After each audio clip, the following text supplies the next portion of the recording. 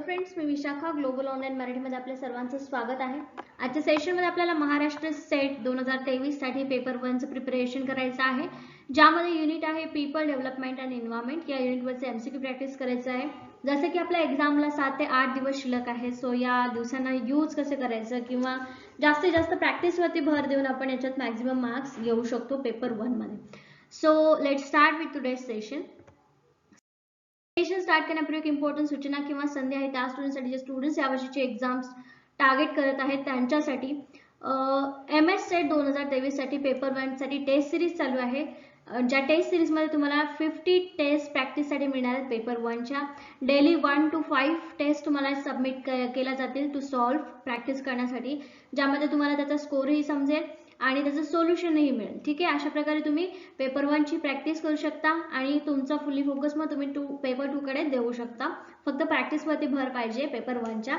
So याची new batch already start झालेली आहे. तुम्ही आता जॉईन करून प्रॅक्टिस साठी पेपर्स घेऊ शकता. ज्याची फीस आहे 999 रुपये आणि इकडे दिलेल्या व्हॉट्सअप नंबरवरती मेसेज करू शकता. त्याचप्रमाणे क्विक रिव्हिजन पीडीएफ देखील आम्ही प्रोव्हाइड करत आहोत, ज्याची फीस आहे 699 रुपये. या पीडीएफ मध्ये आहे 2000 पेक्षा अधिक एमसीक्यू. थ्रू एमसीक्यू तुम्ही याची प्रॅक्टिस करू शकतात, म्हणून याला क्विक रिव्हिजन पीडीएफ म्हटलेलं आहे. सगळे युनिट्स याच्यामध्ये कव्हर केले जाणार आहेत 2000 प्रश्नांसह.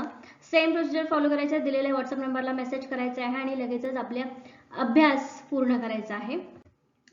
आणखीन एक महत्त्वाची गोष्ट ती म्हणजे आपण 2 डेज क्रॅश कोर्स करत होतो. जसं की आपल्याला माहिती आहे 8 दिवस एक्झामला बाकी आहे. ठीक आहे, उद्या संडे आहे आणि त्याच्यानंतर नेक्स्ट संडेला आपली एक्झाम आहे. सो याच्यामध्ये जर तुमचा अभ्यास झाला नसेल किंवा कमी वेळेमध्ये जर तुम्हाला रिव्हिजन करायचे असेल तर त्यासाठी आम्ही 2 डेज क्रॅश कोर्स करत आहोत 21 आणि 22 तारखेला. ठीक आहे, पेपर 1 साठी हा क्रॅश कोर्स असणार आहे. ऑल तुमचे 10 युनिट्स कव्हर केले जाणार आहेत या 2 दिवसामध्ये. एका दिवशी 5 युनिट, दुसऱ्या दिवशी 5 युनिट, अशा प्रकारे सगळे युनिट्स कव्हर केले जाणार आहेत. तुमचे डाऊट सगळे क्लिअर केले जाणार आहेत.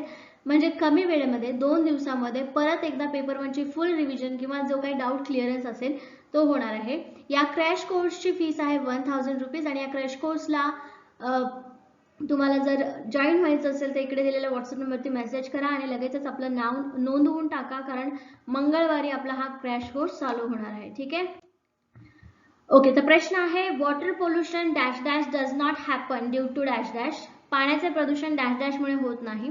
ऑप्शन्स आहेत factory influence, pesticides, chemical fertilisers, bleaching powder. कारखान्यातील सांडपाणी, कीटकनाशक, रासायनिक खते आणि ब्लिचिंग पावडर. त्याचा करेक्ट आन्सर आहे ऑप्शन 4, ब्लिचिंग पावडरमुळे पाण्याचे प्रदूषण होत नाही.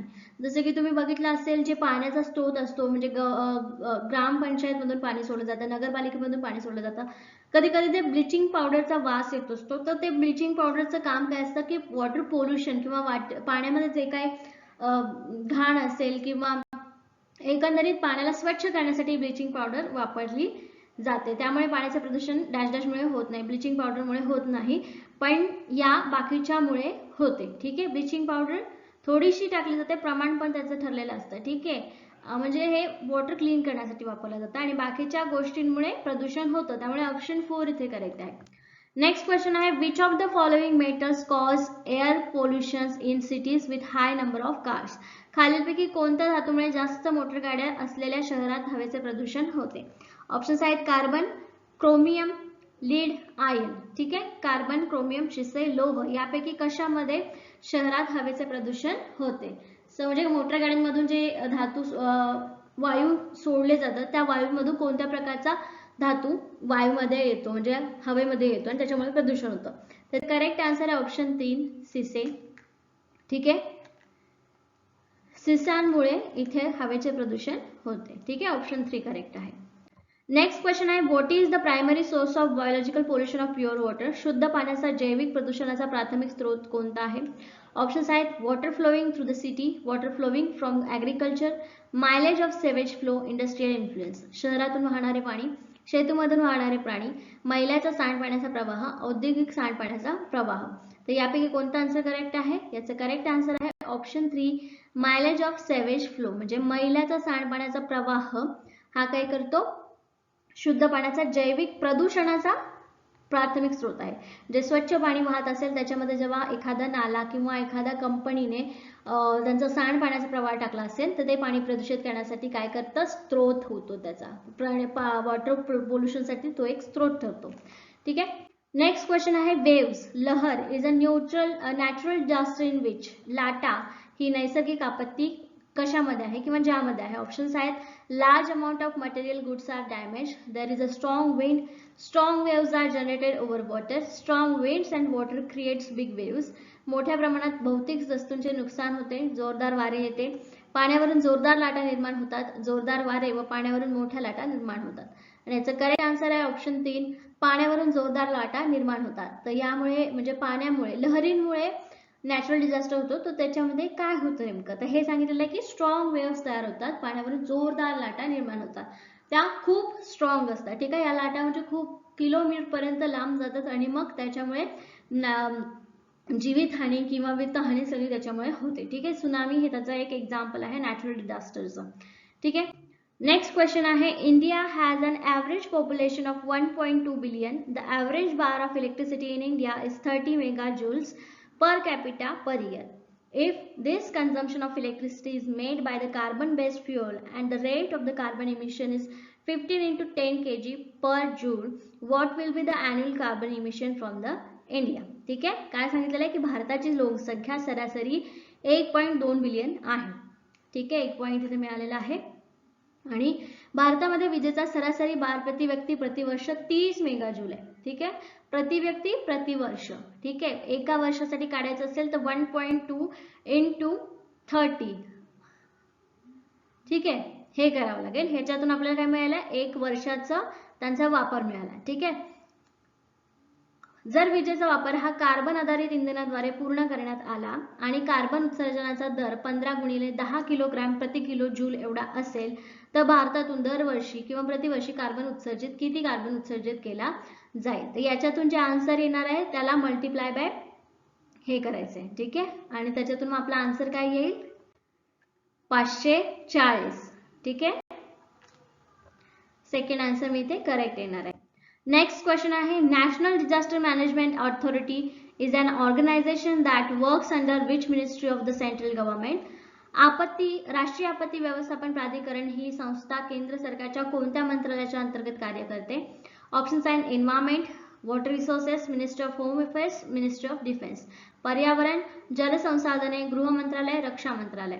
आणि याचं करेक्ट आन्सर आहे ऑप्शन 3, गृह मंत्रालय, मिनिस्ट्री ऑफ होम अफेअर्स. ठीक आहे, गृह मंत्रालय आपत्ती व्यवस्थापनचं काम करते. ठीक आहे, केंद्र सरकारमधलं गृह मंत्रालय. नेक्स्ट क्वेश्चन आहे match the correct pair of group A and group B, select the correct answer from the given options. ठीक आहे, योग्य जोड्या जुळवा दिलेल्या आहेत. पर्यावरणातील उत्सळांचा काय केलेला आहे. ठीक आहे, आता इकडे दिलेलं आहे फ्लूड, ड्रॉट, अर्थक्वेक्स, व्होल्केनोज. म्हणजे कुठले कुठे आपत्ती जर ते दिल्यात आणि त्या आपत्तीचे परिणाम किंवा नेमकं त्या आपत्तीचं रिझन काय आहे हे दिलेलं आहे. ठीक आहे, त्याच्यामध्ये बघा पहिला आहे पूर. पूर म्हणजे काय, भरपूर पाऊस आणि पाणी यांचे असमान वितरण.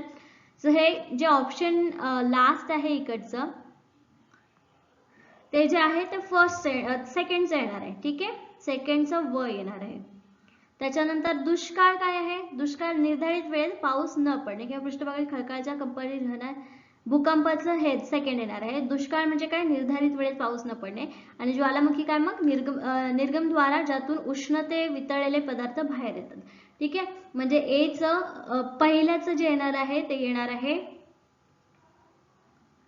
व, फर्स्टचं व येणार आहे. ऑप्शन 2 आहेत आपल्याकडे इकडे, फर्स्ट आणि सेकंड.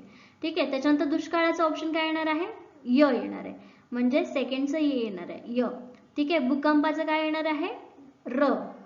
ठीक आहे, आणि चौथ्याचं ल.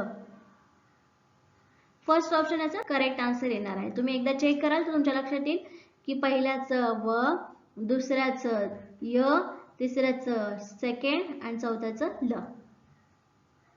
ठीक आहे, ओके. पुढचा प्रश्न आहे which of the following greenhouse gas can remains the atmosphere for a very short period of time. खालीलपैकी हरितगृहातील कोणता वायू वातावरणामध्ये खूपच कमी कालावधीपर्यंत राहू शकतो. ऑप्शन्स आहेत chlorofluorocarbon, carbon dioxide, methane, nitrous oxide. ठीक आहे, आणि याच्यातलं करेक्ट आन्सर आहे ऑप्शन 3, मिथेन. ठीक आहे, मिथेनमुळे काय होतं, हरितगृही वायू वातावरणात कमी कालावधीपर्यंत राहू शकतो.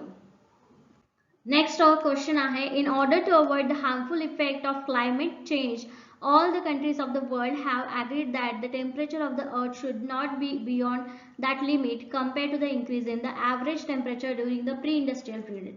हवामान बदलाच्या हानिकारक परिणामांपासून दूर राहण्यासाठी जगातील सर्व देशांनी यावर संमती दर्शवली आहे की औद्योगिक पूर्व काळातील सरासरी तापमानाच्या वृद्धीच्या तुलनेत पृथ्वीचे तापमान कोणत्या मर्यादेपर्यंत पलीकडे जाऊ देऊ नये. एक त्यांनी लिमिट ठरवलेली आहे, ती लिमिट कोणती आहे. ठीक आहे. ऑप्शन्स आहेत 1.5 degree Celsius to 2 degree Celsius. दुसरा ऑप्शन आहे 2.0 degree Celsius to 3.5 degree Celsius. तिसरा ऑप्शन आहे 0.5 degree Celsius to 1.0 degree Celsius. त्याच्यानंतर चौथा आहे 0.25 degree Celsius to 0.5 degree Celsius. आणि याचा करेक्ट आन्सर आहे ऑप्शन फर्स्ट 1.5 डिग्री सेल्सियस ते 2 डिग्री सेल्सियस. हे या मर्यादेच्या पलीकडे जाऊ द्यायचं नाहीये, आपण असं ठरवलेलं आहे. ठीक आहे. पुढचा प्रश्न आहे which of the air pollutants from which source of manmade pollutions are chlorofluorocarbons.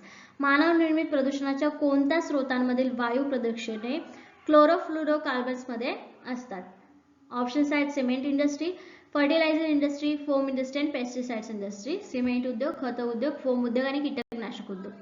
याचा करेक्ट आन्सर आहे ऑप्शन फर्स्ट सिमेंट उद्योग, सिमेंट इंडस्ट्री. ठीक आहे फर्स्ट.